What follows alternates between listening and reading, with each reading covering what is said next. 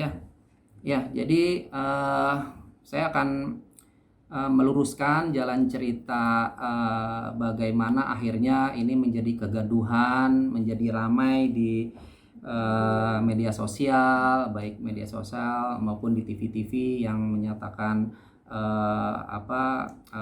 mengenai hak asuh anak, terus mengenai hak waris juga ini kan harus dijelaskan dan diluruskan.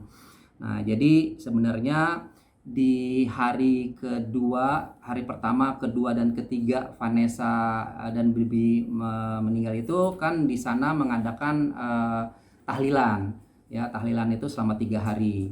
Nah di hari kedua itu Pak Faisal mulai membicarakan ke saya hal-hal yang sebenarnya tidak elok, ya kalau saya bicara kata-kata tidak elok karena saya masih dalam suasana berkabung dan masih dalam suasana kehilangan putri saya.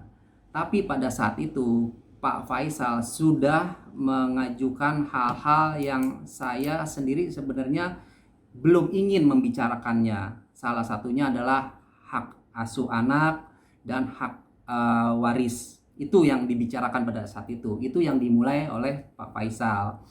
Nah, hak yang pertama yang dibicarakan adalah hak asuh anak pada saat itu. Memang pada saat itu saya Dedi kondisinya belum stabil dalam artian menjawab setiap pertanyaan apapun karena kondisinya kan saya kan masih berduka, belum fokus. Jadi Pak Faisal pada saat itu bertanya gimana kalau hak asuh nanti saya ngurus di pengadilan. Nah memang saya waktu itu menjawab iya silakan aja kalau mau urus. Tapi karena saya memang bukan berlatar belakang yang tidak mengerti hukum, saya menyatakan iya aja memang pada saat itu.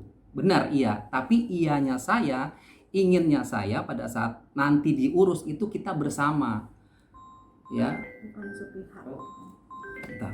Aduh, bentar. Ya, bentar ya. Ya. Aduh, ya. Oke, ulang lagi. Jadi pada saat itu Pak Faisal menyatakan ingin mengurus hak asuh anak. Bicara ke saya bilang saya mengiyakan hak asuh anak, silakan kalau mau diurus.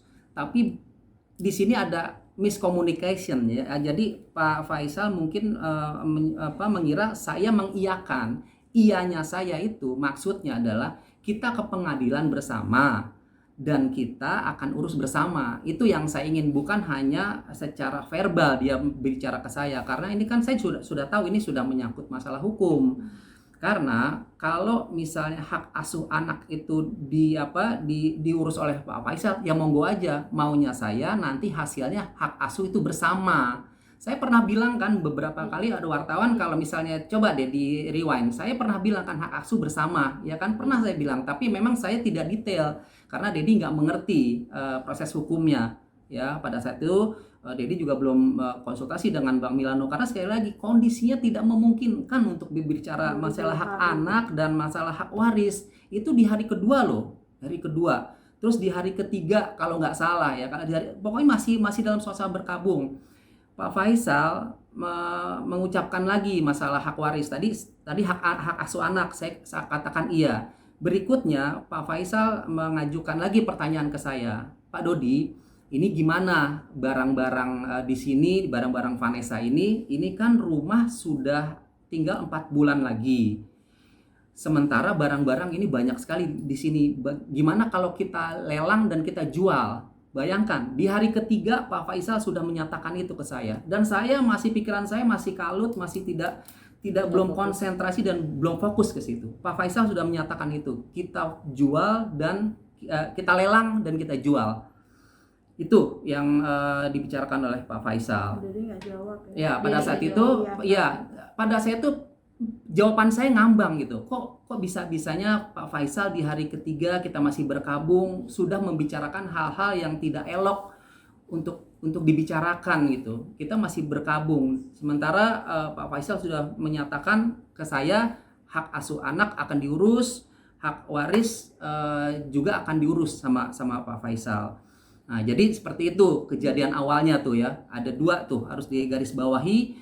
Pak Faisal ingin melelang dan menjual barang-barang yang ada di rumah itu. Alasannya 4 bulan lagi rumah itu kan rumah mengontrak, itu akan habis di bulan Maret. Jadi dia bingung katanya mau taruh di mana. Di situ saya dalam hati sudah ada keinginan untuk membuat satu museum kecil buat Vanessa, tapi saya belum terucap. Sekali lagi, saya memang udah kondisinya lagi masih berkabung, nggak mungkin saya bicara banyak ke Pak Faisal. Jadi saya menjawabnya hanya sekedar, ya saya menjawab sekedar saya menjawab aja biar sudahlah gitu, nggak usah membicarakan hal yang seperti itu, nanti saja gitu, maksud saya seperti itu ya. Nah, jadi setelah di hari kedua dan ketiga itu sudah dibicarakan Pak Faisal ke saya, mungkin Pak Faisal nangkepnya saya iya ya, iya gitu, iya dalam artian hak asuh anak diurus oleh Pak Faisal, hak waris diurus oleh Pak Faisal semua. Nah, saya nggak mau ngurus apa-apa karena saya pikir saya masih dalam berkabung, belum waktunya ya.